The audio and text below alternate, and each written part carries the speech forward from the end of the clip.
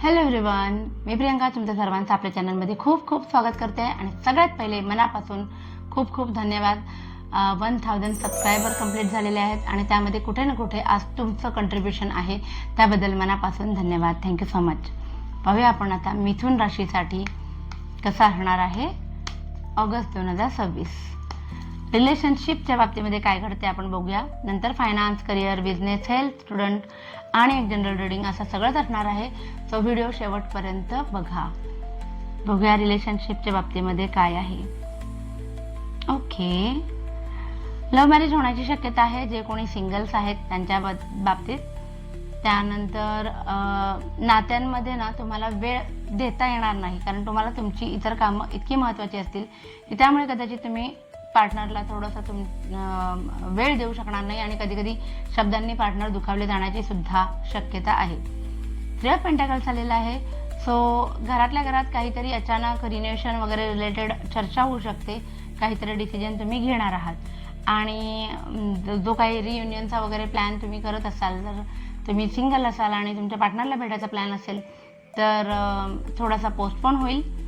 पण जर तुम्ही ऑलरेडी मॅरिड असाल रिलेशनशिपमध्ये तर दोघांशीही संबंधित वडिलोपार्जित ज्या गोष्टी आहेत त्या तुम्हाला मिळायला हव्या वारसा हक्काने, त्याच्याशी संबंधित काही घडामोडी घडताना दिसत आहेत. ओके, पाहूया आपण आता मिथुन राशीच्या लोकांसाठी, माझ्या व्ह्युअर्ससाठी फायनान्सच्या बाबतीमध्ये काय कार्ड्स येत आहेत. अरे वा, फायनान्सच्या बाबतीमध्ये गो हेड आलेला आहे. जे इन्व्हेस्टमेंट कराल त्याच्यातून तुम्हाला येणाऱ्या भविष्यकाळामध्ये फायदा होईल. केलेला इन्व्हेस्टमेंट कुणालाही सांगू नका, सिक्रेसी मेंटेन करा. आता एस ऑफ वँड आलेला आहे रिव्हर्स पोझिशनमध्ये. सो याचा अर्थ कुठेतरी असा असतो की जुनी काहीतरी इन्व्हेस्टमेंट केली होती त्यातनं जे रिटर्न मिळायला हवे होते ते मिळायला थोडा उशीर होईल असं दिसतंय. आणि फायनान्समध्ये 4 ऑफ सॉर्ट्स आलेला आहे, जे सांगतं की तुम्ही खूप जास्त दगदग होणार आहे तुमची फायनान्शियली अप राहण्यासाठी असं दिसतंय.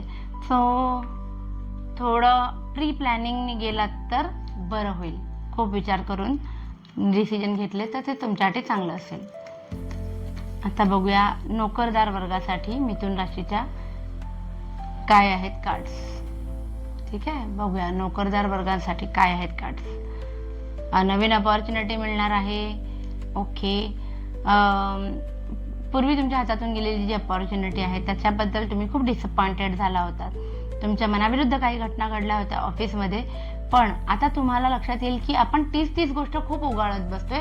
नेक्स्ट लेवलला आपण जायला पाहिजे, आपण मूव्ह ऑन करायला पाहिजे. सो नवीन संधीच्या शोधामध्ये तुम्ही असाल. द फूल आलेला आहे रिव्हर्स पोझिशनमध्ये. So it is very much possible की तुम्हाला असा एक्सपिरियन्स येईल की ऑफिसमधली लोक जी आहे ती तुम्हाला साथ देत नाही आहे. तुम्हाला जे काही नव्याने करायचं आहे ऑफिसमध्ये, नवीन प्रोजेक्ट करायचं असेल किंवा काहीतरी नवीन पद्धत सुरू करायची असेल, पण ऑफिसमधून त्याला उगाचाच विरोध होतोय असं तुम्हाला फील होईल. एड ऑफ वँड्स आहे. सो थोडासा तुमचा कल जो आहे सो यायचं, दिवस भरायचा आणि जायचं. बाकीचा वेळ स्वतःसाठी व्यवस्थित काढायचा असा असणार आहे. रिस्पॉन्सिबिलिटीज कंप्लीट करणार तुम्ही. ठीक आहे, ऑफिसशी संबंधित जबाबदाऱ्या ज्या आहेत ते कंप्लीट करालच, पण पूर्वी जसं तुम्ही त्याच्यामध्ये तन मन धन ओतून काम करत असाल तर तुम्ही या येणाऱ्या महिन्यामध्ये थोडासा अलिप्तपणा तुमच्या स्वभावामधनं लोकांना सुद्धा जाणवेल. द डेव्हिलचं कार्ड आलेलं आहे. सो ऑफिसमध्ये शक्यतो प्रयत्न करा की कुठलंही चुकीचं काम तुमच्या हातून घडणार नाही, कारण हे कार्ड आलं की थोडासा अविचारीपणा येतो डिसिजन मेकिंगमध्ये. सो तेवढी एक बाजू सांभाळली तर अपॉर्च्युनिटीजच्या शोधामध्ये तुम्ही असाल. स्वतःला जे वाटेल तेच तुम्ही कराल असं दोन्ही कार्ड्समधनं चांगलं आलेलं आहे. सो आपण चांगलं घेऊया आणि पुढे जाऊया. बघूया जे मिथुन राशीचे बिझनेस करणारे लोक आहेत त्यांच्यासाठी कार्ड्स काय सांगतात. बिझनेसच्या बाबतीमध्ये कार्ड्स काय सांगतात. ओके, बिझनेसमध्ये पुढे जाण्यासाठी एक चांगला स्कोप आहे. द हँगमॅन जो आहे रिव्हर्स पोझिशनमध्ये आलाय. सो काही गोष्टींमध्ये तुम्हाला काय म्हणतात ना, कुठेतरी स्टॅग्नेशन आलं होतं बिझनेसला, तर तो पुढे जाणार आता व्यवस्थित त्याचा रोल ऑन व्हायला सुरुवात होईल. जसं मगाच्या कार्डमध्ये पण आलं होतं की स्वतःसाठी वेळ काढाल, तर ते आलं होतं जे करिअर करतात त्यांच्यासाठी.